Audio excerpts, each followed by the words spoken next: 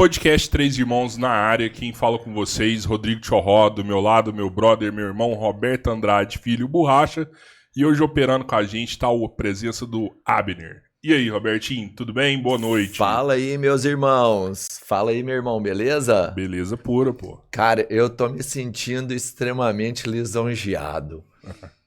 Eu só trago convidados importantes pra você. Muito obrigado, muito obrigado. Você é foda.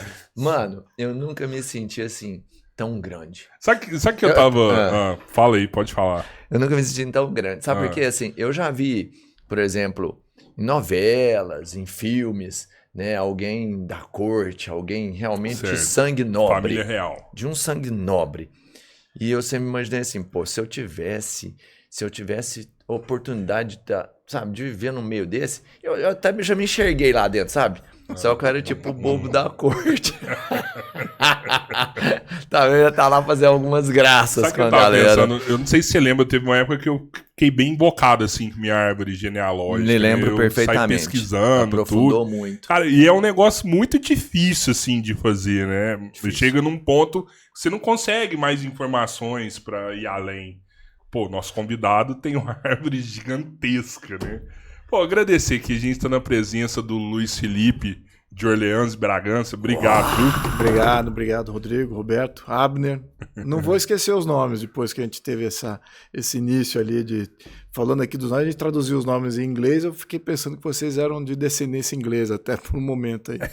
Mas muito bacana. Obrigado por estar me recebendo aqui. Aí, seu nome é esse mesmo ou ele é maiorzão? Não, é esse mesmo. 4 nomes, é. Você já viu no Wikipedia? No Wikipedia tem vários nomes ali. Pois é, eu não sei quem é que incluiu todos os outros nomes lá. É porque o Wikipedia é livre, né? Aberto, então sim. Qualquer um entra lá e edita. Então botaram lá bastante nome lá, mas é só 4. Cara, e como um membro real e político hoje, porque você é o primeiro, né? De uma família real que participa diretamente da política do Brasil. No Brasil, sim. Na Europa é mais comum. Né? Tem muitas famílias lá que mudaram os sistemas na Europa. Então, em vários países eles foram eleitos. Tem um primo, por exemplo, que foi eleito senador na França. Já está no seu 3º, 4º, 5º mandato. Então, está lá. E tem na Itália, tem na Alemanha. Então, tem vários aí. Por que você acha que no Brasil não houve uma continuação da família real dentro da participação política? Realmente porque eles foram exilados, né? Eles foram exilados no começo, não podia voltar para o Brasil. Aí é só a partir de 1920 que foi permitido, né, o retorno, mas não podia falar mal da República. Então, era aquela coisa, cláusula pétrea, não pode falar mal. E só foram liberar para falar mal da República, ou falar o que a República é de fato, em 1988, com a nova Constituição. Que eu critico para burro, mas tem um ponto positivo que foi esse. De poder falar. De poder falar. Mas claro que isso agora estamos perdendo esse privilégio aí mais uma vez, né? Mas enfim, então eu acho que é por isso. Então não tinha, até 1988, não podia se falar do que era o passado, o que é a atualidade, se foi um golpe de Estado, não foi um golpe de Estado. Então a população foi meio que orientada para... Aliás, muitos nem sabiam, né? Até hoje você fala com relação ao passado do Brasil, eu falei, puxa, eu não sabia que no Brasil teve uma monarquia uma vez. Isso é eu diria que até uma parcela expressiva aí da população. Não é a maioria, mas é uma parcela bem expressiva. E a outra parcela grande fala mal. Fala, tirania, ditadura, tudo errado. Então, a gente tem que fazer um resgate histórico aí desse... Eu acho que é fundamental você estar em paz com o teu passado. É a mesma coisa que você está em briga com teus pais. Né? Você perde o chão. Então, você precisa estar numa boa. A gente teve com... Quem que foi, Camileiro? Me lembra aqui, um cara que realmente conhecia muito da história. E até mudou parte grande da minha visão, que ele falou que no Brasil a gente é tão acostumado a não brigar por nada, porque a gente ganhou tudo. E quem deu tudo pra gente foi realmente a família real, sabe? Deu a liberdade, deu a independência, sabe? Eles foram diferentes. Né? E é exatamente por isso que a história não é contada, porque na narrativa, né, na história que o pessoal conta na escola e tal, onde já se viu uma elite... dar todas essas bonanças para a sociedade, isso não é aceitável. Né? O que é aceitável na narrativa deles é que foi uma revolução social que acarretou essas mudanças. Né? Mas não foi. A verdade é essa, a independência não foi. A questão da escravatura também não foi. Então, nós temos que olhar por um outro prisma. Né? Como é que, então, de fato, o que a gente tinha? Era uma ditadura opressiva? Era, assim, um governo, um modelo tão ruim assim, como alguma parcela da sociedade acredita? Então, é isso que está sendo descoberto agora. Com as redes sociais, né? E com uma série de involuções que a gente teve aí, tantas as instabilidades que a gente está vivendo, e agora com mais informação na mão da população, diretamente, Sim. O pessoal está vendo, poxa, peraí. Não era o que me contaram, né? Esse negócio como é que é isso? Essa instabilidade é assim mesmo? É só com a gente isso? Os outros países vivem isso? Por que disso? Então, a gente começa a questionar o nosso meio ambiente, né? O político. Então, mas está sendo muito bom. Eu diria que ainda tem muito ainda a progredir, ao mesmo tempo que você tem muito ruído negativo, muita narrativa negativa que se forma, desinformação absoluta, reescreve a história. Né? Então isso que é o grande problema. E informam isso para a criançada. Né? Informam uma história muito tingida de anacronismo. Né? Um cara hoje olha para trás e fala assim, tá tudo errado no passado. E tá mesmo, se você olhar por esse prisma assim, de Sim. julgamento, hoje em dia tudo está melhor. Para todo mundo, olhando para trás, em qualquer esfera. Né? Em qualquer esfera, você vai falar, poxa vida, se você pega a classe média hoje no mundo e vai para trás, nem muito tempo, 50, 100 anos, a classe média de 50, 100 anos tinha muito menos do que a classe média de hoje. Aliás, a classe média de hoje tem muito mais coisa do que talvez a elite de 50, 100 anos atrás. Então, se a gente for aplicar anacronismo, sempre olhar para trás e ver as coisas erradas, está tudo errado. Mas o que a gente tem que olhar sempre é o que era comparado ao que tinha naquele tempo. Aí sim você faz um resgate histórico honesto. É isso aí que está faltando. É política comparativa, é história comparativa. Isso no Brasil não teve ainda. Não temos esse tipo de professores ainda municiados para fazer esse tipo de análise. A doutrinação, assim, você mesmo falou que hoje as crianças recebem informações erradas e a gente sabe que na escola mesmo tem uma parte, principalmente a parte histórica. A parte final histórica ali, a gente sabe, ela é bem tendenciosa a várias ideologias políticas e tudo mais, né? E eu acho que isso vem afetando diretamente o futuro. Tanto é que a gente caminha para mim, um caminho errado. É isso mesmo. Que não deu certo em nenhum dos lugares do mundo, mas que aqui ainda é visto como uma salvação dos anjos, né? Você acha que não falta, da parte política, talvez um olhar mais específico para que esse cenário seja mais real? Olha, você vindo da situação que sabe que tem omissão e que tem modificação na forma real de ser passado? Quando o Estado começa a controlar a educação, é para um propósito. E o propósito é para dar mais controle do Estado na sociedade, para fazer controle social.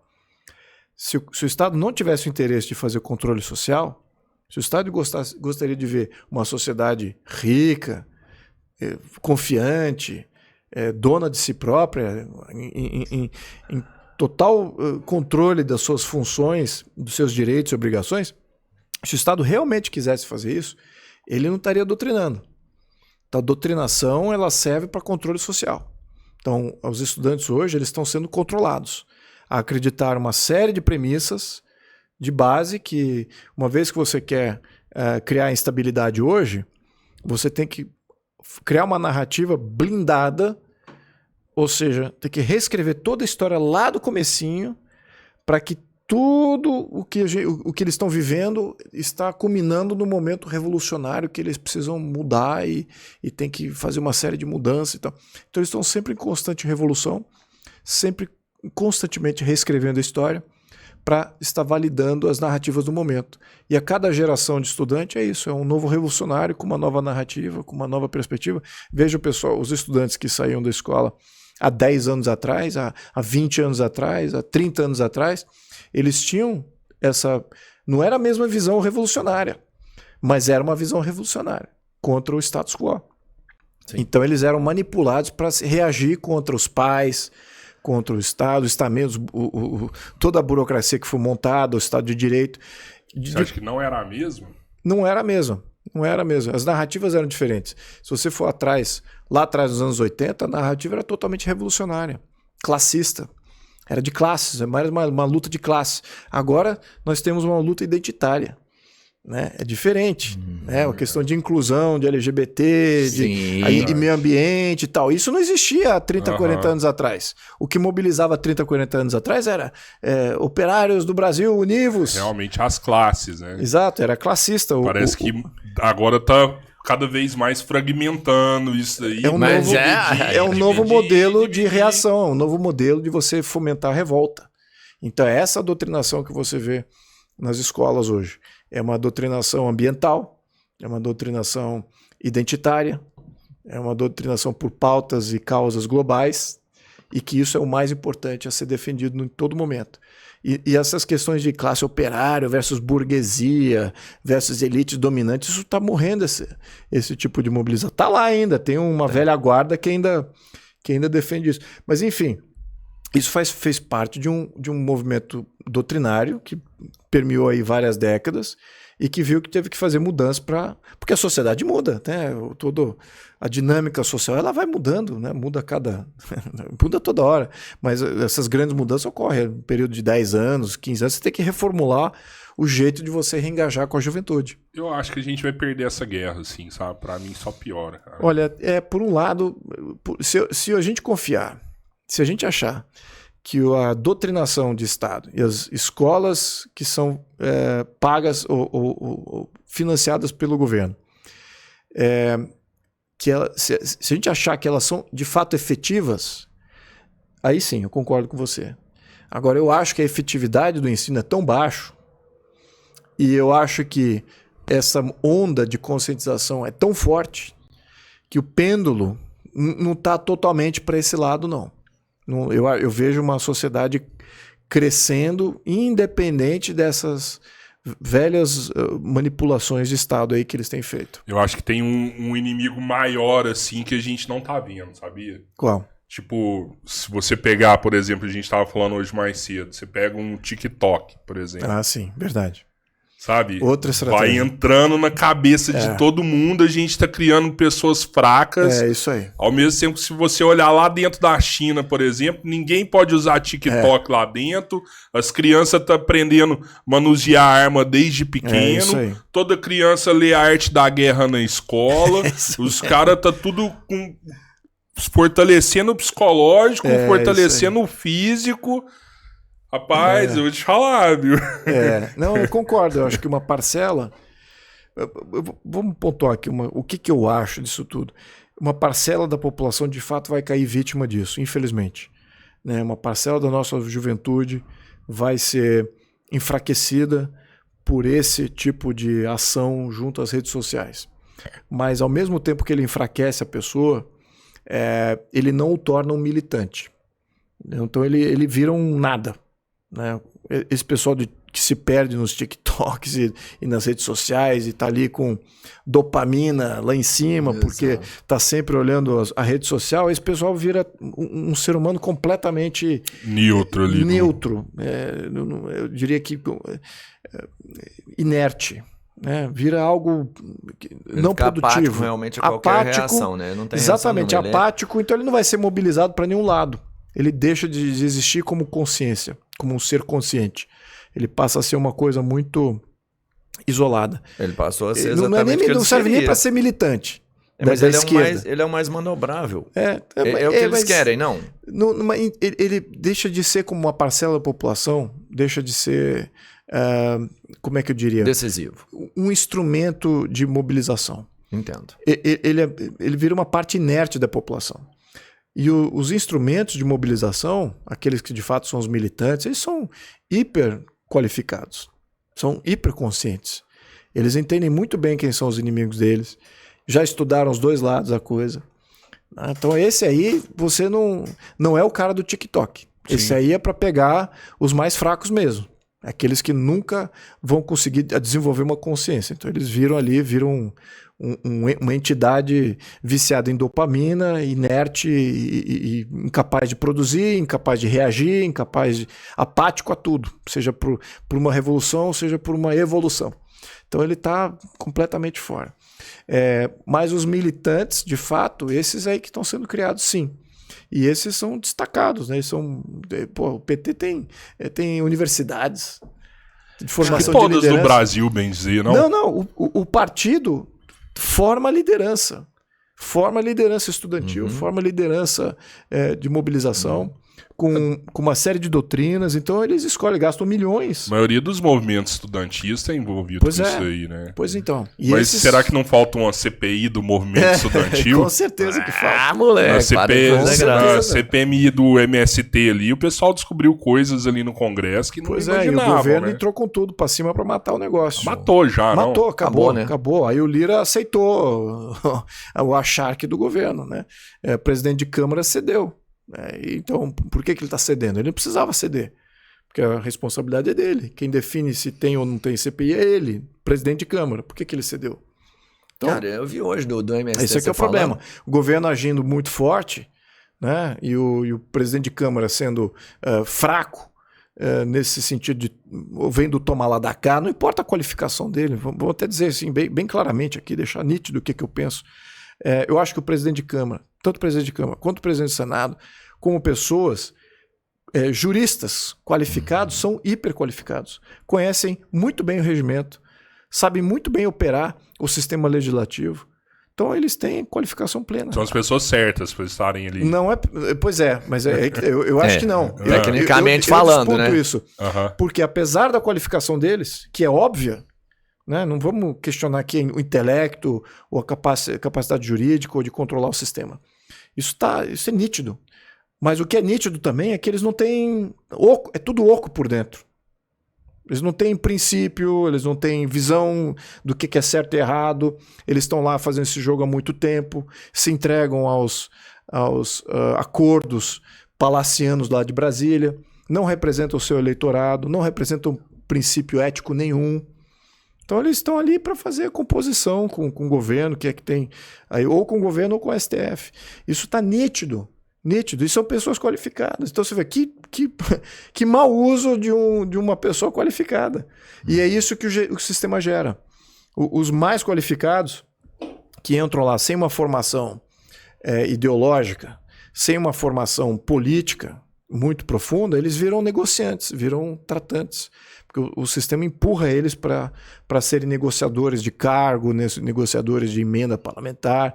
Eles não têm uma antítese ao que é a agenda totalitária da esquerda. Cara, mas isso que não tem mais forte, todos que não tem voto ideológico lá são assim, né? Todos que não têm voto ideológico. Infelizmente. E eu acho que aí cabe a eleição, cabe o povo não eleger esse tipo de gente. Pô. É isso que é um absurdo. E eu, obviamente, que eu tenho aqui um viés ideológico muito nítido, né? Até defendo isso dentro dos partidos, eu sempre me coloco como sendo a mais da ideológica, né? No entanto, é isso que vai salvar o Brasil, porque o outro lado é hiperideológico. O outro lado tem uma agenda completíssima de absolutamente tudo, de controle social, controle político, controle econômico. Se você não sabe quais são as nuances de cada um dessas estratégias, você se vende fácil. Eu não vejo problema, então eu vou deixar.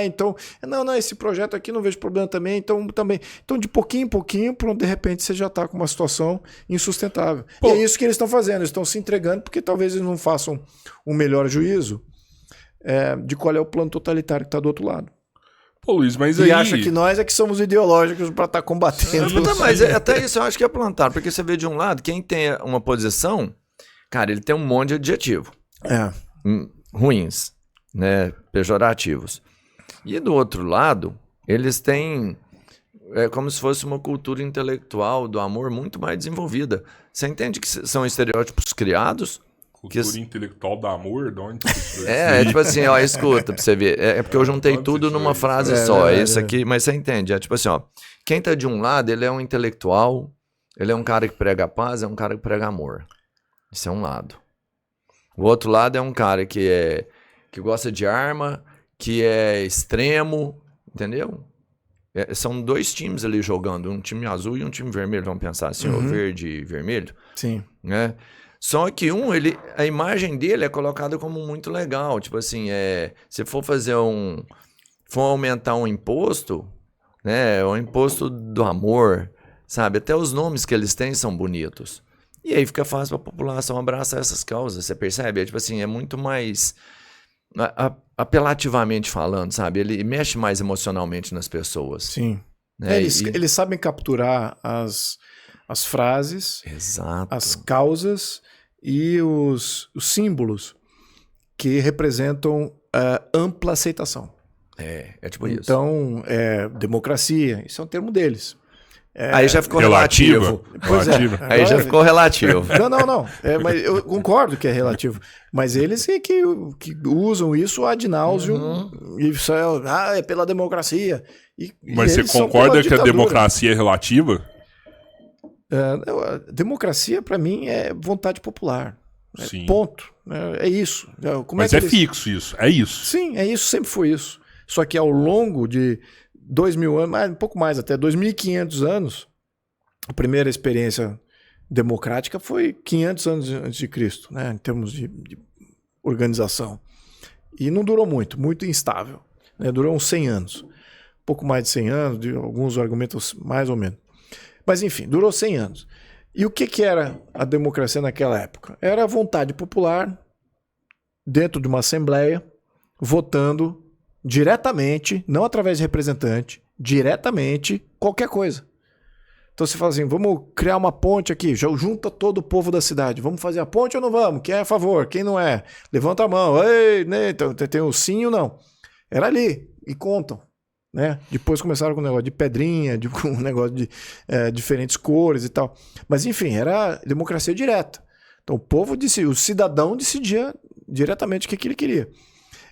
Aí criou-se, quando resgatou a democracia, depois teve um período que não havia esse tipo de modelo, né? Porque não se sustenta. O Sócrates foi assassinado pela democracia. O pessoal votou, esse cara aqui tá fazendo muita baderna, vamos matar o Sócrates, vamos?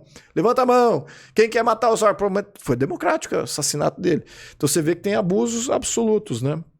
Na questão de democracia. Então a democracia por si só, ela também pode ser tirânica. Sim. Ela pode ser tirânica. Então, muitos olharam e falaram, puxa vida, esse negócio é radical demais e cria muito problema. Eu tinha problema de ostracismo, mandava matar, então, aí começou um caos, aí gerou um caos. Aí, de fato, a democracia acabou gerando caos. Então, porque você tem uma narrativa que pode fazer uma situação ou outra, né? Então, eu estou resgatando aqui a definição de democracia.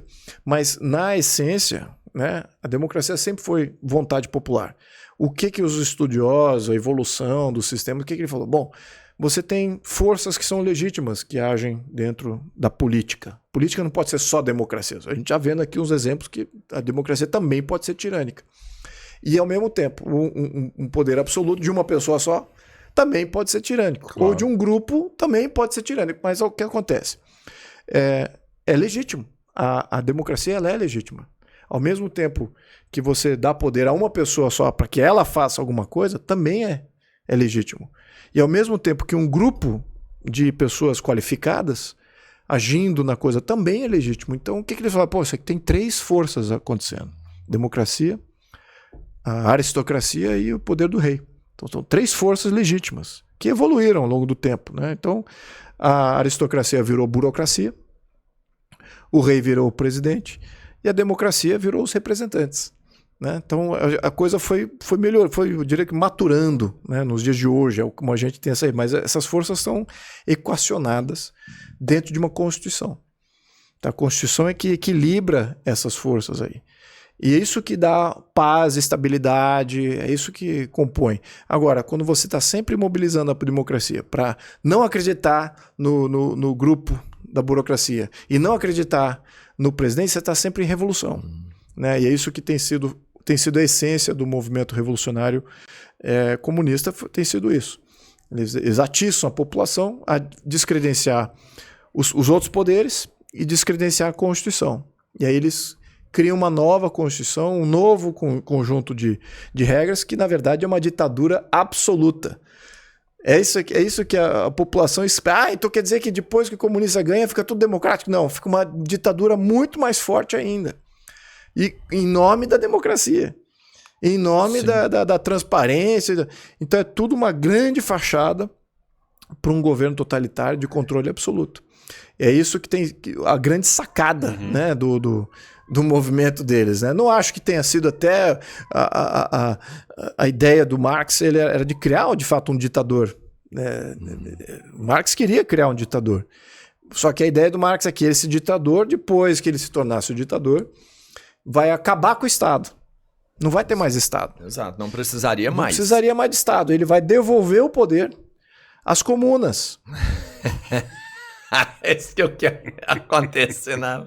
Nunca aconteceu. Nunca acontecerá. Nunca. É impossível. Você tem um projeto para criar um quarto poder, não tem? Para criar, na verdade, 7 poderes. 7 poderes? 7 poderes, é. Como que funciona isso aí? Na verdade, os poderes já existem. Né? É aí que tá. E a gente não estaria criando nada. A gente estaria só regulamentando cada um deles. Os poderes que já existem. Então, por exemplo, hoje nós só temos 3, que na minha opinião é um retrocesso muito grande. O mundo já evoluiu dos 3 poderes há muito tempo atrás. Né? Nós é que voltamos atrás no tempo. O Brasil nasce com 4 poderes, com plena consciência de que 3 poderes já estava vencido. Nascemos com 4 na Constituição de 1824. E aí outros países do mundo, até Portugal foi o primeiro, depois teve uma influência muito grande também na Europa. Eles falam, puxa vida, olha, se a gente tirar o rei do executivo e deixar ele como poder simbólico e criar um executivo separado e manter o legislativo e o judiciário, então tem 4 poderes aí. Então a Europa inteira evoluiu para isso. Os Estados Unidos já nasceu com 4 poderes também. Só que o 4 poder é um outro poder que na Europa ainda não tinha, que chamava-se o federalismo. Então você tinha os 3 poderes, o presidente, o judiciário e o legislativo, e nos Estados Unidos eles criaram o poder federativo, que é o quê? Ninguém manda nos estados, ninguém governa os estados. Quem governa o estado é o governador. Cada estado tem sua lei lá. Exato, então tem limites. Então você isso é bom pra caramba, né? Claro, você imagina o seguinte, eu sou um deputado federal. Se eu fosse aqui no Brasil, de repente eu encasquei com alguma coisa que acontece lá no Amapá. Eu não gosto desse negócio, eu sou de São Paulo. Eu não gosto desse negócio do Amapá. Eu vou fazer uma lei no Brasil todo para acabar com aquela prática qualquer lá no Amapá. O que aconteceu até recentemente, não foi no Amapá, foi acho que no Piauí, que foram a vaquejada. O STF julgou contra a vaquejada, depois teve mais de 50 mil pessoas perderem emprego. Foi uma coisa assim absurda. Mas enfim. Imagina eu, deputado federal, passo uma lei. Se obedecer o rito lá de Brasília, essa minha lei vai passar, vai virar uma lei federal implementada no Brasil todo. Quase que imediato. Só passou uma vez na Câmara, uma vez no Senado, o presidente sanciona, acabou. Então, você veja o poder que isso dá. Uma pessoa nos Estados Unidos, São Paulo fazendo uma lei para aprovar num lugar que ela nunca conviveu, que ela e afeta o Brasil, em todo o Brasil. E afeta o Brasil todo. Agora, como é que é o federalismo? Por que ele é um poder, na minha opinião? Porque eu posso, como deputado federal nos Estados Unidos, passar uma lei. Aí ali, no conjunto dos poderes da União, pode até ter muita aceitação. Só que ela só se torna uma lei federal depois de passar em 2/3 de todas as câmaras dos estados. Então, os deputados estaduais precisam votar aquela lei que foi proposta por um deputado federal. E até que vote, a lei não tem efetividade nenhuma. Se nenhum dos estados adotarem a lei, essa lei foi aprovada no federal, mas os estados resolveram não fazer nada. E olha, isso não é só para os deputados, também para as medidas do executivo. Porque houve várias iniciativas do executivo, por exemplo, Obama foi um recordista em fazer iniciativas do executivo, de projetos do executivo, e foi a maioria rejeitado por quase todos os estados, nas assembleias estaduais. Era um número absurdo, assim, de mais de centenas, chegando a milhar, talvez. Caramba. Então, isso que é importante a gente se ressaltar. O federalismo é um poder, mas ele não está pautado como poder na nossa Constituição. No nosso modelo federativo, ele não é um poder. Esse seria o 4º poder. Ele seria um 4º. 5º, 6º, 7º. O 5º, a ordem não sim. Mas vamos dizer que o 4º poder é o federalismo. O 5º poder é a chefia de Estado. É você ter um chefe de Estado mesmo. Isso já não é o governador? Hoje é o presidente. O presidente hoje ele governa o Brasil. Sim. E ele é um chefe de Estado também. A gente tem que separar isso aí, né? Separar quem governa o Brasil e quem é o chefe de Estado. É fundamental essa separação. Porque o chefe de Estado trata de coisas internacionais, trata de acordos internacionais, trata da moeda, trata da arrecadação, sim, mas ele não define como que vai gastar. Tem que separar também quem arrecada e quem gasta. Porque aí você dá estabilidade. O Estado fala o seguinte, olha, eu arrecadei isso, você só pode gastar isso. Pronto, equilíbrio já. Só de ter arranjado melhor o sistema. Pô, isso é bom, poder. cara. Claro, hoje em dia você tem... Mas isso é o contrário que a gente acabou de ver que está caminhando. Vendo ao contrário. E aí você tem, além do chefe de Estado, você tem um conselho de Estado que está lá para ajudar. O que é o conselho de Estado?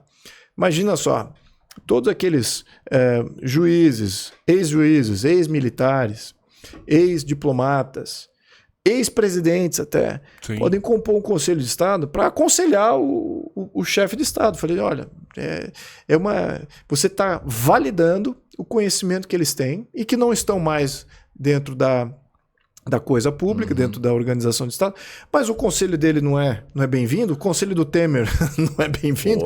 Pode gostar ou não do Temer. Mas teria autoridade ou seria somente um conselho? É mais um conselho, claro. Mas dentro do contexto de conselho, ele tem alguns poderes na omissão do chefe de Estado. Então, não é que ele pode agir proativamente, né? Mas ele pode agir na omissão. Né? Em alguma que também que fica, omitiu tal coisa, não é isso. É quando tem realmente algum problema de físico, ou de capacidade, ou de fato tá gerando instabilidade. Agora o chefe de Estado, a função dele é estabilizar, então ele vai ser o último a gerar instabilidade. Então, de qualquer maneira, o Conselho de Estado é para aconselhar. Isso é legal também. Porque o chefe de Estado tem que olhar o governo, o chefe de Estado tem que ser o melhor amigo da população. E pode acontecer do chefe de Estado tomar uma decisão que o conselho orientou e o chefe de Estado foi contrário ao que o conselho orientou. É isso mesmo. Mas tá tudo bem, mas é legal até pra população saber, o conselho orientou isso e o chefe fez isso. Exatamente. Deu errado lá na frente, por que você não ouviu o conselho aqui, né? Isso mesmo. Te dá mais autonomia pra você cobrar alguma coisa depois, Exatamente. Né? Então isso já existe. Né? Já existe. Né? Os presidentes de hoje se aconselham nos presidentes anteriores, naqueles que ocupavam ex-diplomatas, ex-juízes. Então vamos compor um conselho disso.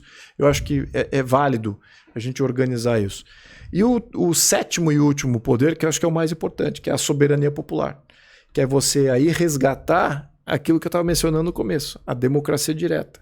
Aquela vontade popular falando, pessoal, tá tudo errado aí o que vocês estão fazendo.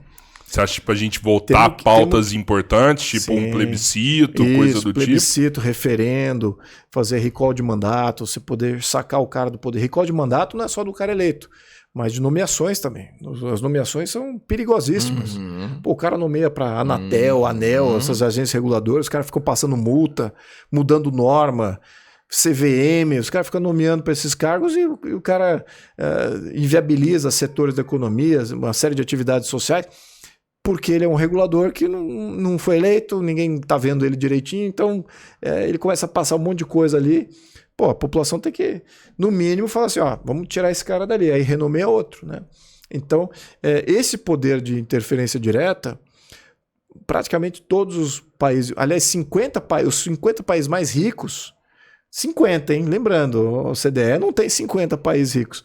Então, pega alguns países, todos os países ricos, e mais alguns que não são ricos, estão em desenvolvimento. Eles têm alguma sorte de medida que é de soberania popular. A gente não tem nenhuma. A gente não tem nada.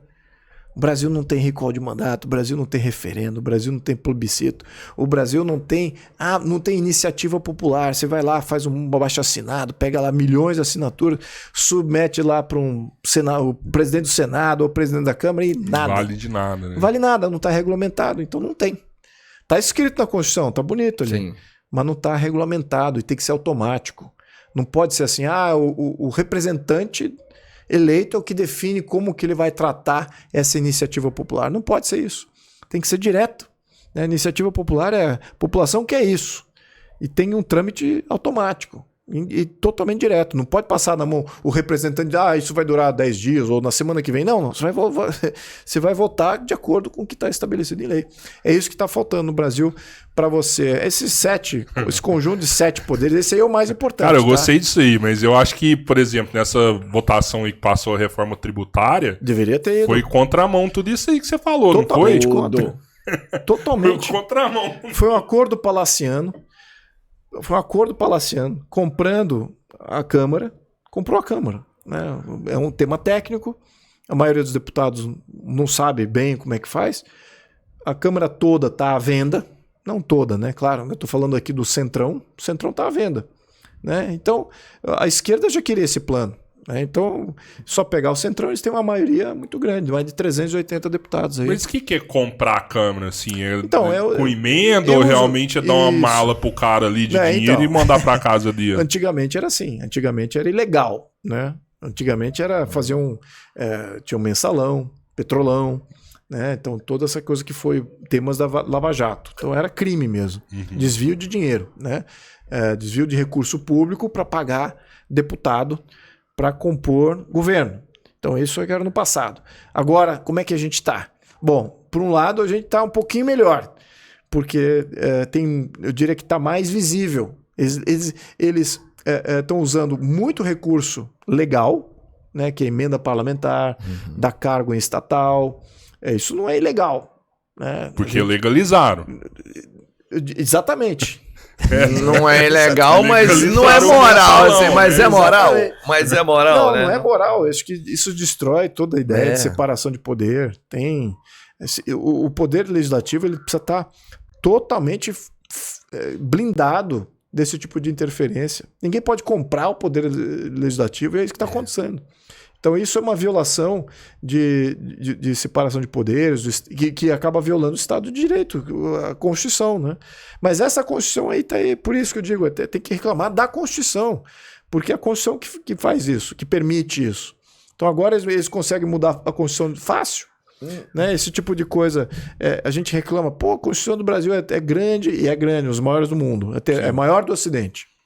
Do Ocidente. Do Ocidente, né? As Américas e as Américas, Europa, Japão e Austrália. A nossa é a disparada maior. E a terceira maior do mundo. É a terceira maior Constituição do mundo. A primeira é da Índia, que é um país hipersocialista, mas tiveram que, por força maior, tiveram que liberalizar aí vários setores para sobreviver. A segunda é da Nigéria. E a terceira é a nossa. Acho que o nosso código tributário também é o maior do mundo, não é? Esse aí, então, é infinito. Né? Isso eu estou falando de Constituição, tá? Depois você tem a base legal, que é lei ordinária. Que é essa daí, então não para de crescer. Então... Mas você fala da Constituição, que você tem, né, vamos falar, situações em que você acha que a Constituição não é a melhor. Sem a Constituição é impossível você ter um Estado hoje. A Constituição é a norma maior. Você teria que criar uma nova Constituição, concorda? Exato. Você acha que é prudente fazer isso, sabendo que o Centrão e que a política que está lá não é a melhor?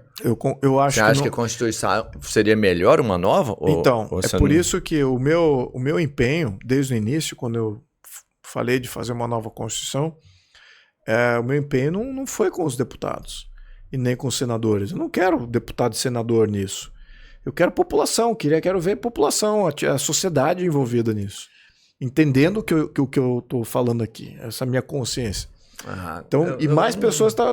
Não quero brigar com você, mas a população não está pronta para determinar isso. Olha, não tem um conhecimento específico. Nunca tá. A população nunca está. Ela vai errar. Ela vai ser induzida ao erro, eu acho. Então, é que tá. Você tem que criar uma elite alternativa. Então, você não pode ficar só dependente da elite criada pela esquerda. Né? Que eles têm uma elite de consciência que foi criada pelas essas doutrinações e todo esse modelo até partidário, né? E eles conseguem fazer criação de elites. Sim. O que a direita faz na criação de elite? Nada. Então não tem elite na direita. Né? O que temos agora é intuitivamente um movimento intuitivo de uma parte da população, da maior parte da população, na minha opinião, contra tudo isso aí que a esquerda criou. Então é essa que eu diria que está acontecendo. Aí você fala assim, poxa, mas tem alguns da direita, assim? Tem. Tem, mas não é uma massa crítica grande o bastante para você poder fazer uma discussão que eu tô postulando aqui. Eu tô já prevendo um futuro aqui para salvar o que eu diria que é o comum e aceito das civilizações. Eu não estou falando aqui, isso é uma construção da direita. Não é uma construção da direita. É uma construção do equilíbrio. Vamos equilibrar as forças, não vamos deixar que nenhuma força destrua. Transparência total. Transparência isso aí, total. Não quero que nem que a esquerda nem que a direita destrua o equilíbrio. O equilíbrio que é o fundamental. Quem é que ganha com o equilíbrio? É a classe média. A classe média precisa de equilíbrio. Ela não pode ter... toda eleição, será que vai ter propriedade privada? Não sei, o governo é contra a propriedade. Mudou, agora esse governo é favorável. Agora mudou de novo, agora esse aqui é contra a propriedade. Tem que estabelecer isso. Né? Isso aqui é propriedade privada fundamental. Isso é uma questão até para o MST. O MST vai lá e invade. Aí no momento seguinte um outro grupo que não é o MST vai lá e invade o que o PMST invadiu. E aí o MST está reclamando que foi invadido. Não, peraí, vocês são contra a propriedade privada, meu cara.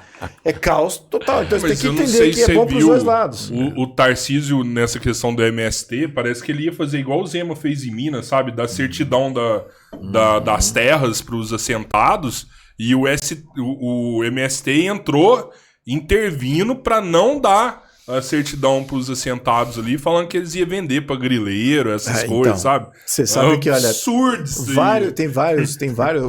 O Tarcísio está encontrando aí uma coisa que ele não é o primeiro que encontra esse problema. O Paulo Rabelo de Castro, que foi por um tempo, acho que foi até presidente do BNDES, ele tinha um projeto do Cantagalo, que era para fazer exatamente isso. Dar títulos da titularidade das favelas do Rio e dar os títulos. Só que quem é que foi contra? Foi a própria esquerda que fala que não, aqui não tem propriedade. Eles não querem propriedade privada na mão da classe média. É isso que... na mão de ninguém, né? E o pessoal que é doutrinado por eles acham e defendem o que eles falaram ali. Você vê, o governo está querendo ajudar. Ao menos esses aí no governo. Estavam querendo ajudar. Quero dar titularidade. Você vai ter um grupo político falando, não dá titularidade pro cara, não. Porque isso aí tem um outro esquema e o cara acredita naquilo. Às vezes eu acho que eles nem acreditam, que eles são forçados. Também, sabe? Mas ou tem uma militância paga também, né? Então, a maior parte é militância paga. Não é assim, o cara voluntariamente resolve acreditar. E realmente é. Esses aí são o idiota útil, né? Porque ele acredita no que o militante lá doutrinado, pago pelo Estado, tá falando, que é contra o próprio interesse dele, ele acredita mais naquilo do que no interesse próprio. Então, aí de fato, esse aí é o idiota útil. Mas o que a gente precisa combater isso é com conscientização, programas assim, falar mais desse tema. Você não vai salvar todo mundo.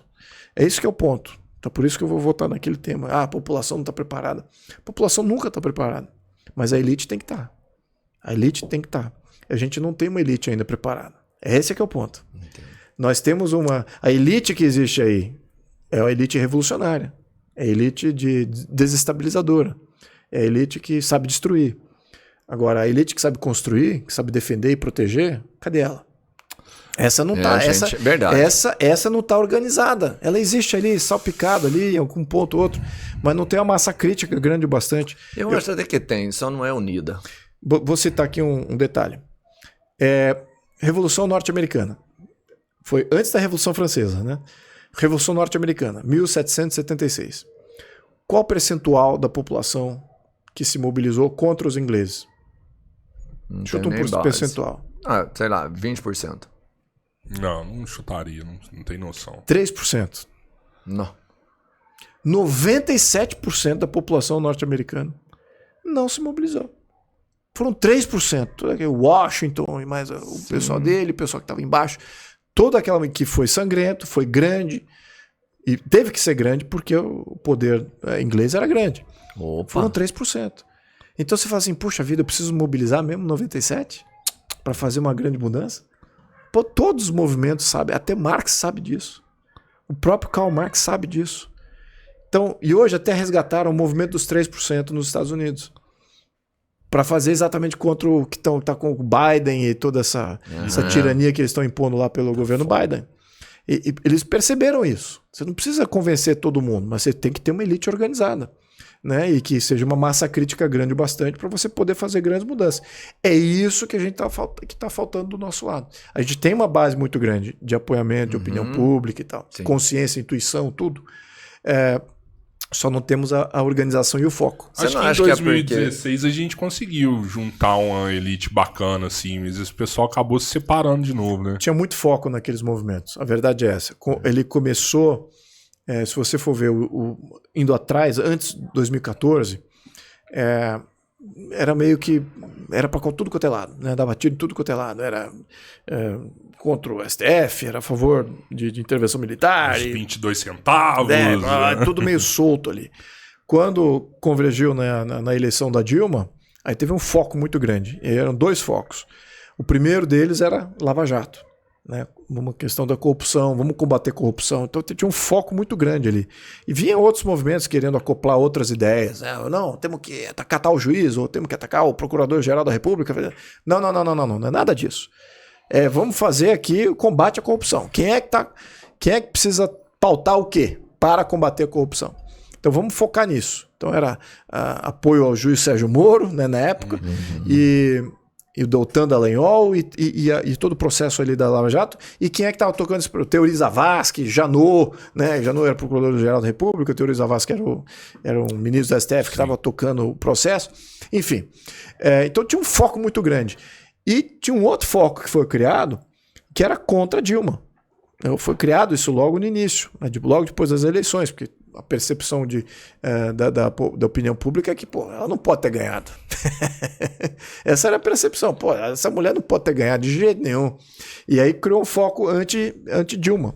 Né? Então, esses 2 focos. Quando as investigações culminaram, cruzaram o fio de que, de fato, havia um envolvimento amplo de todos do PT e nesses esquemas de corrupção, aí a coisa ganhou um volume completamente sustentável. Insustentável do ponto de vista de governo. Sim. E até das instituições. Tá óbvio que, né, PT, todos ali sabiam de tudo. Você estava na frente, assim, você foi bem ativo nesse fora Dilma, você era uma das vozes fortes que tinham ali no meio. E existia junto, você acabou de falar, um processo que era contra a corrupção. E a gente tinha na frente dessa parte aí o Moro, o Dallagnol, e a gente sabe que essas pessoas, elas são hoje praticamente caçadas. Pois é. Não, foram, né? Então eles têm alvos, eles carregam alvos enormes nas costas e prontos para serem atingidos. Você não se sente coagido, com medo? Isso não chegou em você? Eu já estou em alguns... Eu estou sendo investigado lá eu já estou em alguns processos lá do STF. Então, eles podem agir a qualquer momento. Quem é que está livre de qualquer sanção hoje? Está todo mundo sobre a espada de Damocles. Né? A população brasileira inteira. Não sei se você conhece. Damocles era um amigo do rei. Isso eu estou falando da antiguidade, né? Eu esqueci exatamente qual... É um conto esse. Não sei se era Creta ou Minos. Eu vou me lembrar aqui. Mas enfim, ele era um amigo do rei e invejava o rei. Falava, poxa vida, você tem tudo, olha aí, poxa, tá, mulheres e comida à vontade, tem todo mundo que te adora, e tem todo esse espaço, essas propriedades e tal. Poxa, eu adoraria ser você. Fazer, então tá bom, então assume aqui o trono um dia, né? Com uma condição. Aí eu vou botar aqui uma espada amarrada com um fiozinho, né, apontado bem na tua cabeça, aqui assim. Era um fiozinho bem, bem tênue e uma espada bem pesada, né, apontada bem para cima. Tá bom, senta aí. Agora você vai entender o que é ser rei por um dia. Ele, ele ficou ali com aquela espada de Damocles, né? Sim. Pronta para cair na cabeça, assim. Então é isso. Eu acho que a população inteira está vivendo essa falsa liberdade em função dessas ações aí que estão sendo protagonizadas pelo STF. Não é só os representantes, a população inteira. Eu te falo assim, além do STF, porque você pega aqui os nossos vizinhos aqui, o cara que estava falando contra a corrupção lá, ele foi assassinado. Você não acha que isso pode passar por lá aqui? No Equador? Sim, sim. Não, claro, acho que podemos chegar nesse ponto. O presidente Jair Bolsonaro foi quase morto em campanha. Isso, na minha opinião, já foi até precedeu isso que aconteceu no Equador. Esse é o modus operandi desse pessoal. O daqui falhou, né? Eu não vejo nenhuma... Tem que entender, tem duas forças na América Latina hoje. Toda a América Latina, do México até lá embaixo na Argentina, com diferentes intensidades. A força da esquerda, a organização da esquerda, que tem juízes, tem partidos, tem mídia, tem estudantes. Foro de São Paulo. E tem recursos. Foro de São Paulo, exato. Estão penetrados em diversas organizações de Estado em todos os países. Então isso é uma força de controle. E você tem uma outra força também de controle, que é o narcotráfico. Essas são as duas maiores forças que agem... Que já está na política também. Né? Exatamente. Eventualmente eles podem até conflitar um com o outro. Por exemplo, o México, você não consegue... O Obrador, o López Obrador, é socialista, é do Foro São Paulo. Ele não consegue implementar o que ele quer, porque tem o narcotráfico impede. Porque o narcotráfico é dono de mineradoras, é dono de mídia, é dono de concessões, diferentes estados. E não é só um narcotráfico. Tem 9 grandes cartéis bilionários que comandam o México. Então, essa coisa. Você fica usando bastante o narcotráfico, fica ajudando bastante. De repente, teu plano socialista, vamos ver quem é que vai dominar. Na verdade, o México, de fato, ele não é liderado pelo Foro de São Paulo. Por mais que o cara diga, é o presidente. Pode ser. Mas você tem limites muito bem estabelecidos.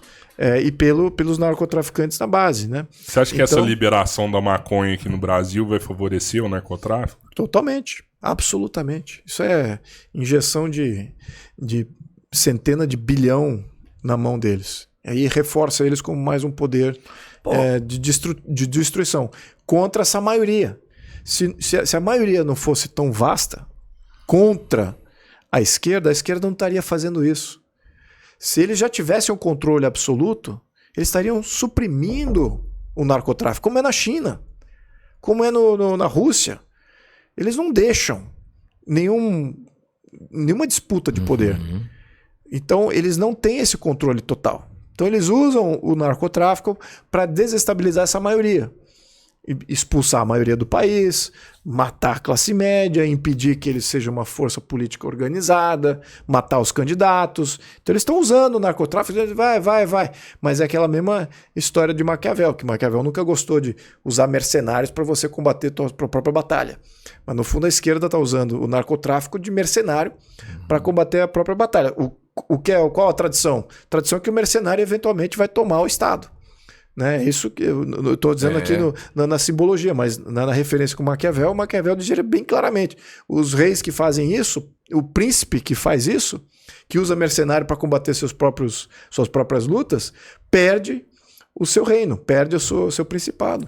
Mas você acha que é tão bem organizado assim, com regras, cartas? Parece realmente um jogo isso daí, né? Que tá acontecendo tudo ali com jogadores em cima do tabuleiro ali, movimentando peças, né?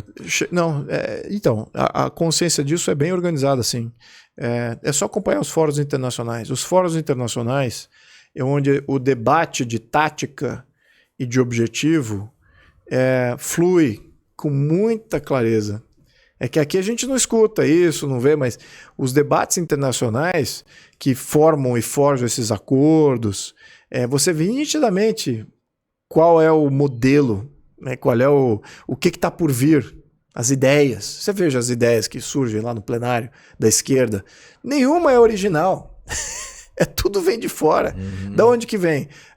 Vem de fóruns. Não é que também veio de uma pessoa lá fora, um Trotsky da vida pensando. Não tem muita centralização. São fóruns descentralizados, mas de interesses convergentes. O que é perigosíssimo. Que você não sabe bem quem atacar. Porque são várias cabeças. E eles próprios cortam as suas próprias cabeças e fazem, tá bom, essa aqui ficou podre, sai, virou inimigo, agora tem mais centenas ali. Sabe o que eu penso, por exemplo, falando da liberação da maconha? Pô, você tá liberado, você pode consumir. Você tem um produto que é liberado, pode fazer uso. Não justifica você liberar uma coisa para a pessoa usar que não é liberado para você produzir, ou agora vai liberar para a população poder produzir. Eu não quero nem entreter, pensar de liberação de... Mas é mesmo. Não, mas você já teve essa votação, eu vou te falar, e é metendo pau. Sim. É uma votação eu voto contra. Você votar uma coisa que não pode ser... Você não pode nem produzir, como é que a pessoa... Você vai liberar para a pessoa usar? Pois é. Não, é inaceitável na minha concepção. Isso, olha, veja bem, agora vou falar aqui do Pacheco. Gastou milhões para fazer isso. Pois é, o Pacheco fez um discurso perfeito. Foi perfeito no discurso dele. Foi o único discurso de não mandar eu digo com toda sinceridade aqui, eu acho que o Pacheco é ruim para o Brasil. Tá? Mas nessa questão ele fez um discurso perfeito, posicionamento perfeito. Por isso que eu digo, tem gente muito qualificada que se vende. E ele é um deles. Porque o discurso que ele fez com relação a esse tema especificamente foi... e ele dizia o seguinte, olha, se você vai legalizar algo cujo o canal para que você compre aquele bem, o canal é criminalizado, né, o traficante ele é criminalizado, você está fomentando o crime. Você está fomentando o aumento do crime. Ao mesmo tempo, você não tem uma política pública de saúde para você fazer uma entrega da droga, que de fato tem efeitos aí incontroláveis dependendo do uso. Então, por isso, você não tem política pública. E você não tem a descriminalização do próprio tráfico. Então, o que você está fazendo? Você está liberalizando algo que pode matar a população, porque não vai ter padrão de controle. E fortalecer o crime organizado. E vai fortalecer a criminalidade. Então, o posicionamento dele foi perfeito. Agora, infelizmente, ele está sempre se entregando aí, o STF se entregando aí, o Poder Executivo, infelizmente. Porque ele também ele está lá porque ele é um cara qualificado. Né? Desculpa, ele não é um cara assim totalmente desqualificado. Então, é isso que eu digo. O poder de barganha que Brasília tem, até nas pessoas qualificadas, é muito grande. E você tem que ter um norte ideológico, ético, de princípios, antes de você entrar para o jogo político. Se você não tem isso, você está sujeito a se vender rápido. E é isso que acontece com a maioria dos deputados. Eles nem querem discutir nada. Não vamos discutir. Mas você está lá. O âmbito federal foi pervertido para virar um âmbito de buscar dinheiro. Mas está errado isso. Tá errado. Até é inconstitucional. A emenda parlamentar é inconstitucional do ponto de vista da função do parlamentar. A função do parlamentar é legislar e vistoriar o Poder Executivo. Eu diria que tem uma terceira que faz parte disso, que é ter opinião e formar opinião. Então essas três coisas. Aonde que está na Constituição? A função do parlamentar é de usar recurso público nas suas cidades de origem e buscar do Poder Federal recursos para a sua base. Onde está escrito isso? Não está. Isso foi feito para o presidente poder comprar governo, comprar maioria no legislativo. Então está errado, isso já está errado desde o princípio. E eu acho que a gente ainda vai deteriorar muito nesse sentido. Também acho. Né? Você defende a monarquia aqui. Qualquer monarquia. O que mudaria? Bom, nessa proposta que a gente estava discutindo dos 7 poderes, Sim, dos 7 só poderes. mudaria um dos poderes, que é o poder do chefe de Estado. Só passaria a ser exercida pelo rei, sim, no caso. Por um rei aclamado, mas tem que ter uma mobilização popular em torno disso. Você não pode fazer, um grupo aqui vai colocar lá um rei. Isso não é inviável nos dias de hoje. Mas você acha que o rei nem é legítimo, veja bem. As monarquias... Houve restauração monárquica? Houve. A Inglaterra restaurou a monarquia. Ela destruiu a monarquia com a Revolução Gloriosa, 1688. Matou, cortou a cabeça do rei e tal. Mas depois, exageramos, bota de novo o rei lá. Mesma coisa com a Revolução Francesa. Mataram o rei. Tiraram lá o Luís XVI. Aí veio o Napoleão. Aí voltou a monarquia. Recolocaram lá. Aliás, dois tipos de monarquia. Mas já tinham perdido muito.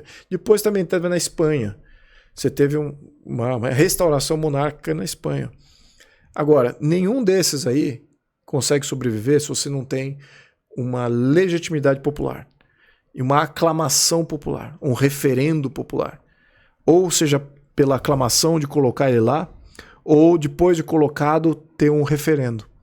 E até o rei da Espanha, muitos dizem que ele impediu um golpe militar em 1981, né, o rei Juan Carlos.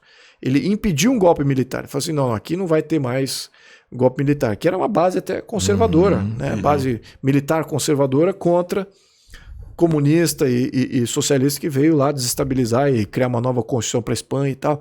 Então houve toda sorte de desestabilização na Espanha, no final dos anos 70. Em 81 entrou um monte de militar armado no parlamento, atirando para cima, tem vídeos no YouTube aqui, o cara atirando no teto, atirando para todo mundo lá. E o rei foi para a televisão e falou assim, não, aqui não vamos ter mais ditadura. Aqui vamos ter democracia representativa, Estado de Direito e tal. Então ele fez um compromisso. Ali ele virou rei. Mas porque ele ganhou a população nesse momento. Ali ele virou rei. Então foi um referendo meio que não referendado, mas foi um processo de legitimação muito importante para ele. Lembrando, ele tinha sido recolocado lá pelo Franco, que era um ditador fascista, né?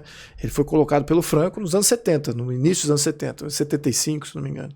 Então ele foi recolocado. Então, só em 81 é que ele teve esse episódio que o fez crescer como sendo o rei. Mas enfim, então acho que no nosso caso aqui, a gente precisa ter esse referendo até para isso, né? Porque é isso que vai dar...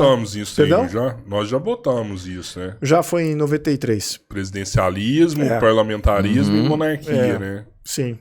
Acho que presidencialismo foi o que ganhou na época. Né? Foi. Tinha movimento do MDB, o PT e o MDB queriam presidencialismo. Adivinha por quê? No MDB eu já não sei. Eu acho que era uma questão muito mais de quem compunha o PMDB na época. Mas o PT é nítido. Eles querem o ditador do proletariado. Eles precisam do poder executivo muito forte. Que é o que eles estão criando agora, né? Mas eu acho que depois ainda ficou o parlamentarismo e a monarquia ficou por último. Ficou por último. Foi. Sim, o parlamentarismo, muitos argumentam que um modelo parlamentarista que existe na Europa é o da Alemanha. E ele é o único, assim, não é o único, né? Tem outros ali também, Hungria, e outros que misturam até os termos, né? Vira semipresidencialismo. No fundo é um parlamentarismo com algumas vírgulas ali, né? Mas enfim, não quero complicar aqui a conversa. Sim. Mas o da Alemanha, eu diria que é o mais reconhecido assim, como sendo um modelo estável. Só que o chefe de Estado, ele não é eleito diretamente. Ele é eleito pelo conjunto do parlamento. O que eu não acho que isso seria bom. Eu acho que se fosse para ter um modelo parlamentarista aqui no Brasil, que eu sou favorável, o presidente tem que ser eleito, o chefe de Estado tem que ser eleito diretamente. Talvez por um mandato mais longo, não manda no país, mas ele é capaz de salvar o país. Né? Ele tem poder de salvar o país politicamente. Então é isso, é o poder passivo, é o poder moderador, que no fundo é o poder do chefe de Estado, é isso, é o poder passivo, ele não é o poder de execução. Por isso que eles falam errado, assim, o judiciário virou o poder moderador. Não virou o poder moderador. O poder moderador nunca executou. Nunca executou. Não é essa a função do poder moderador. O poder moderador é quando está tudo um caos, ele se apresenta. Sim. Então é passivo. Né? Então quem manda e desmanda é o poder executivo. Então, mas eles estão falando que o judiciário está fazendo isso por omissão dos outros poderes. Eu já vi um constitucionalista falar isso. Pois mas aí que está. Aí que tá. Quem estabelece a agenda legislativa é a porta de entrada para definir o que é a agenda, é o legislativo. Não é o judiciário. Sim. O judiciário pode estar indignado. Mas eles não vão votar tal tema. Mas olha, eles nem querem tratar de tal coisa. Isso faz parte da composição do legislativo. É o que a opinião pública quer através dos seus representantes. É o que ela quer e o que ela não quer. É isso que tem que deixar bem claro. A agenda estabelecida pelo legislativo é soberana. Ela não pode ser fazer, mas vocês não estão falando. Não importa. Essa é a agenda. Se você começa a violar isso, como o judiciário está fazendo, com o ativismo judicial, você está violando todo o Estado de Direito, está violando a representação popular, está violando a vontade popular representada. Então, nós não queremos discutir tal tema, já está pacificado. Mas vocês não estão falando, eu quero que vocês falem sobre isso. Nós não queremos falar sobre isso. Queremos falar de outras coisas. Então nós é que vamos fazer. Isso não pode. Sim. Isso é só em países com essa Constituição que nós temos é que isso acaba se materializando. Tá um absurdo, tá um caos. Na verdade é essa. Então nós não temos estabilidade jurídica exatamente por causa disso. Uma das razões, a maior razão é essa aí. Interferência do judiciário no legislativo, interferência do judiciário no executivo também. E diretamente na sociedade. Interfere diretamente em tudo. Você sabe que eu adorei essa ideia dos 7 poderes, assim, mas um problema é que eu vejo é que ela não chega no povo. É a primeira vez que eu escuto essa proposta sua. E não chega. E quando chega, eu tenho certeza que hoje ela vai chegar cheia de narrativas e distorcendo isso daí, entendeu? Por exemplo, se algo que você falou que cresce na mídia, eu tenho certeza absoluta que, por exemplo, o ministro Flávio Dino vai falar que o Luiz Felipe quer separar os estados. Igual fez com o Zema lá em Minas.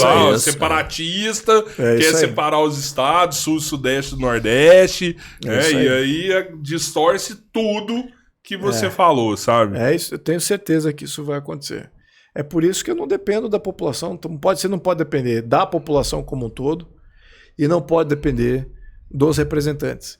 Você tem que depender de cidadão que tem consciência. Formar os 3%. Exatamente. Esses aí é que são os fundamentais. É com esses que a gente conversa. O resto vai formar dúvidas. Mas não vai saber agora. Você apresenta, então tá aqui, ó. Aí o cara começa a ler, não entendeu nada, então não gosto.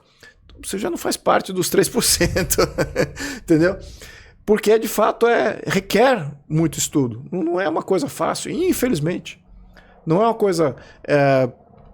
Você falar de política hoje, veja bem,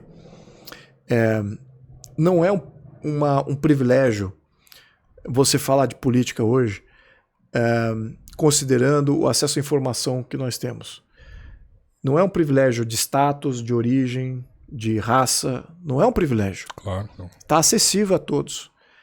Mas, então, por que só 3% ou 5% se engajam politicamente? Porque só 5% mesmo, no desvio padrão de qualquer população mundial, é o que realmente se engajam. É o que realmente tem aquela visão política. Que querem, de fato, trabalhar na política, ter um efeito político. A maioria da população quer conforto. Quer paz, conforto, segurança. Poder trabalhar em paz, produzir, consumir. Juntar um dinheirinho no final do mês. Não tá pensando em comer uma picanha. Comer uma picanha com cervejinha.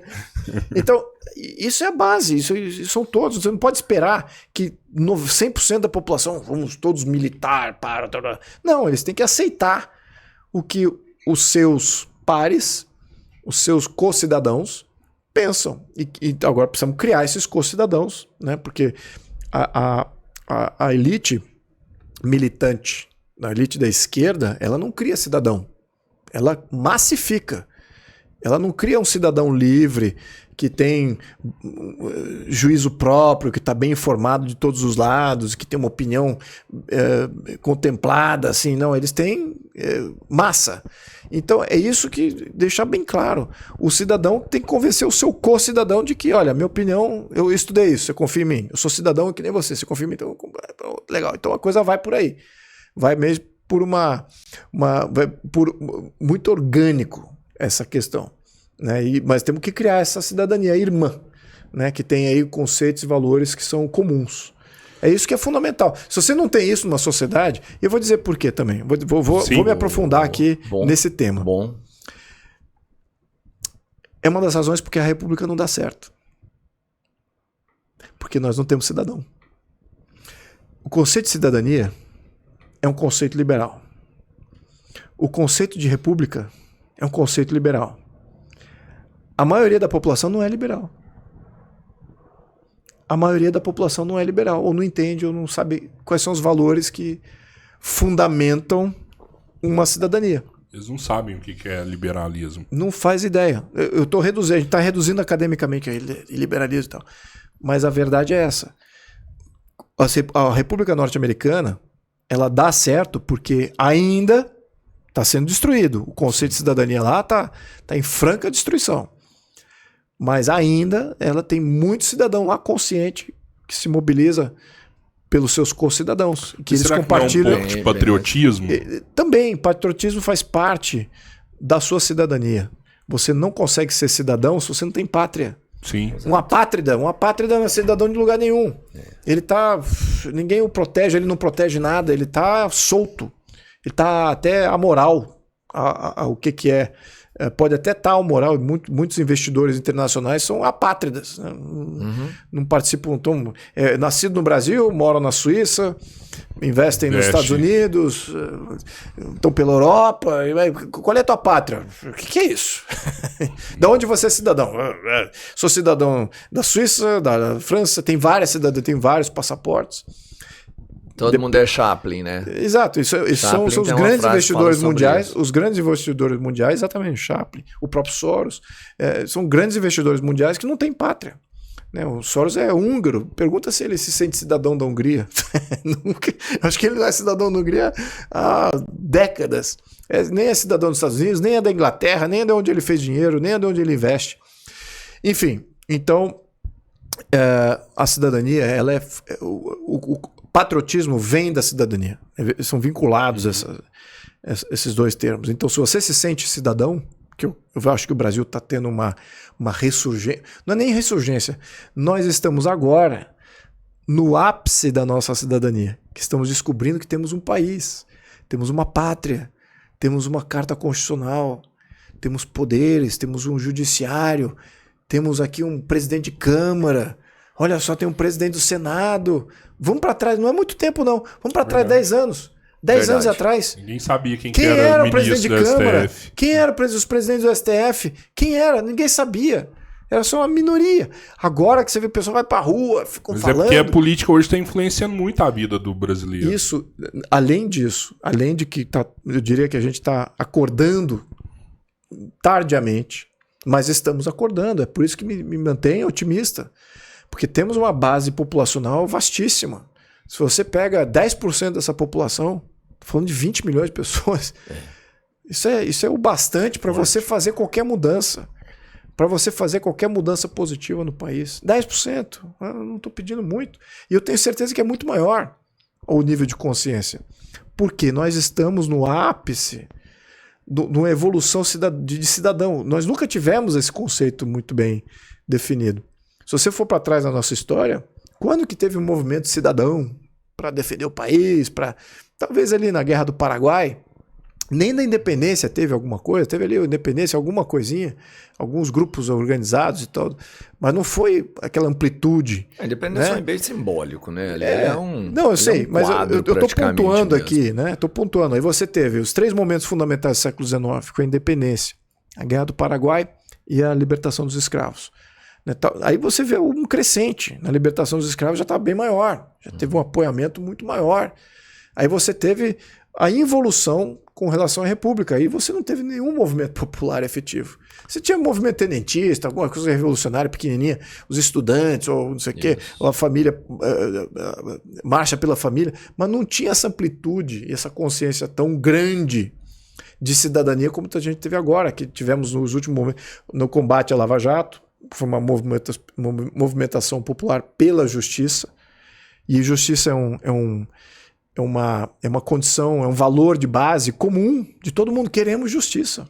Quem é que não quer justiça? Hoje é mais fácil do que nunca juntar esse povo, né? Pois é. Então nós estamos nesse pico. Sim. Os outros países que já estabeleceram seus estados de direito mais estabilizados, eles tiveram seus embates de cidadão muito mais tempo atrás. Em outras gerações. Mas é na nossa geração que a gente está vendo isso. É por isso que eu sou positivo. Aqui agora, oi?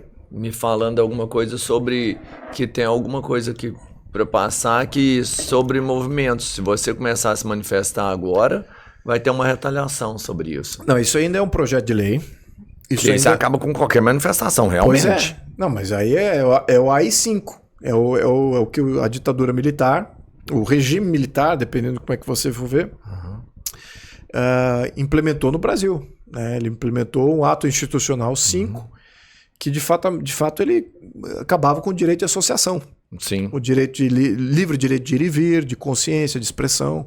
Né? Todos esses direitos fundamentais foram relativizados ou criminalizados, se fosse exercício de uma maneira que eles não gostassem.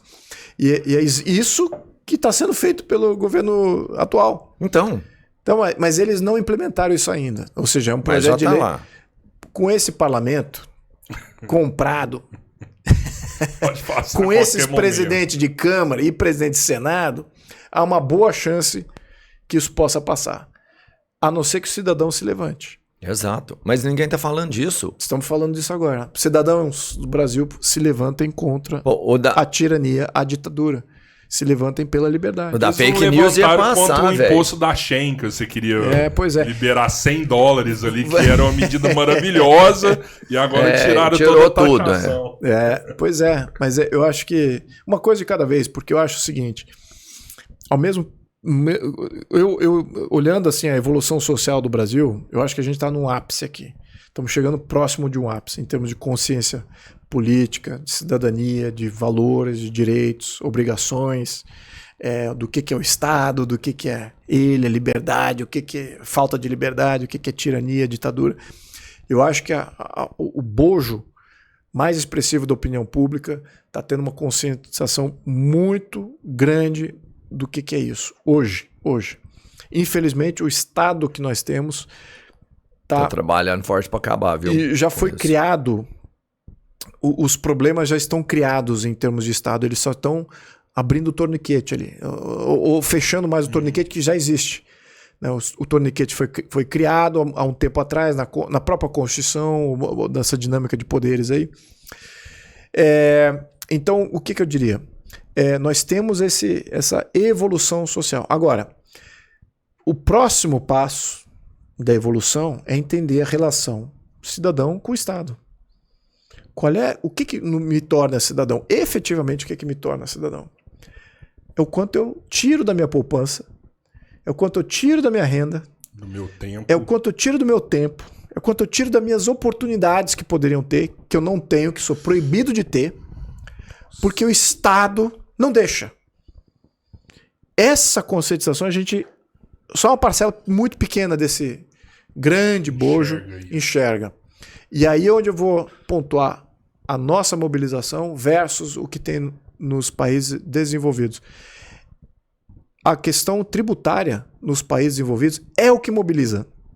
Uhum. As pessoas vão para a rua em massa ou com grandes focos concentrados para interferir contra qualquer possibilidade do governo tirar mais, onde ele não foi referendado, onde ele não foi solicitado para apoiar. Aqui no Brasil, como a gente ainda não entende essa relação do Estado, como o tributo é de fato o elo que vincula você com o Estado, e tudo isso que você perde é o seu vínculo com o Estado, isso ainda não está muito na consciência da população. Então eles não se mobilizam por questões tributárias. É por isso que todas essas reformas tributárias passaram. Passou a quebra do teto de gastos, passou o arcabouço fiscal, passou a reforma tributária, passou o CARF. O que foi os entendimentos do CARF? Fazer, se houver qualquer disputa entre o Estado e um cidadão, o Estado ganha. Pronto. Então, qual é o incentivo que você cria? Imagina o seguinte: eu sou eu sou uma agência reguladora e eu estou aqui criando normas tributárias. Qual é o meu incentivo de criar uma norma clara, que não tenha nenhuma dúvida? É zero. Eu quero que tenha dúvida agora. Por quê? Porque se houver uma disputa, que vai ter, porque a interpretação é dúbia, eu vou ganhar. Ganhou. Pronto. O que aconteceu? Teve várias empresas aí que recorreram no ICMS, ganhou, né, nisso daí, fez a conta no cálculo da mercadoria, né, descontou e agora está sendo cobrado por algo que eles ganharam na justiça. Eles vão ter que pagar retroativo e eles nem se beneficiaram desse valor. Eles não receberam esse valor. Não recebeu. Vão ter que pagar algo que eles não receberam. Então, tem bilhões de reais devidos ou em disputa por grandes empresas do Brasil e que eles mudaram esse entendimento que no fato piora a situação para todo mundo, Para pequeno e médio empresário, pequeno poupador, pequenas disputas. Cara, para a população que você vai pôr para eles. Vai repassar. O cara vira e pensa assim, não, vai cobrar da empresa, eu não tô nem, eu não tenho empresa. No final da conta chega para ele, porque a empresa repassa o valor. Luiz, obrigado. Começamos a conversar agora. Mas você volta então. Eu sei que seu tempo hoje está corrido, foi um baita papo e volta, vamos bacana, conversar. Vocês são demais. Obrigado mesmo. Obrigado. Vocês estão de parabéns, viu? Vocês estão de parabéns. Vocês não sabem o quanto que vocês estão fazendo é importante. Vocês não fazem ideia. Vocês não fazem ideia. Porque vocês tocam diretamente pessoas que pensam como vocês, que se assimilam como vocês. Isso é mais importante que qualquer deputado, qualquer senador. Vocês falam direto, pessoa a pessoa. E quando vocês começam a formar opinião e conscientização, é isso que cria essa cidadania. É isso aí. Podcast como esse, voluntariado como vocês. Perfeito, estou de parabéns. Valeu, obrigado. A gente vai continuar enquanto a gente puder. Isso, e então se inscreve no canal. Quanto mais inscritos a gente tiver, mais força a gente vai ter, a gente vai poder continuar. Então é muito importante que você não só siga a gente, mas que você seja um inscrito. E segue a gente também, tá, White, TikTok, Instagram. Compartilha, vai lá no canal de Cortes, tem um canal chamado Cortes Podcast 3 Irmãos, vai lá também, é isso aí. Fechou? Obrigado, gente. Valeu, obrigadão. Obrigado. Valeu.